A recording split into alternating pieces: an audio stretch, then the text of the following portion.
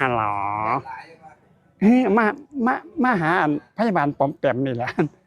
ตาบ่ดีตาบ่ค่อยดีมองการบ่ไกลซ้ำนี่ก็ได้ปรึกษาเพิ่นก่อนเดี๋ยวจะคุยกันเนาะค่ะเอา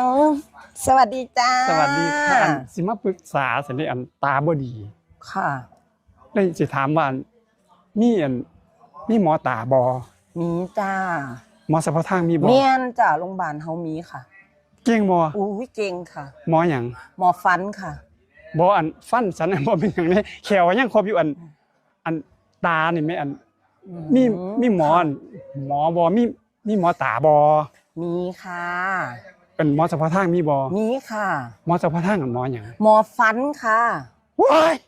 มันเป็นพยาบาลย้อนจกสลักได้ติเด้อนี่แม่ถามว่าหมอเฉพาะทางนั่นมีบ่เกี่ยวกับตานี่มีหมอน่ะซื้อหมอฟันซื้อฟันซื้อหมอโอ้หมอเฉพาะทางเกี่ยวตาซื้อฟันซื้อฟันจ้าขอโทษพยาบาลปึกซื่อๆดอก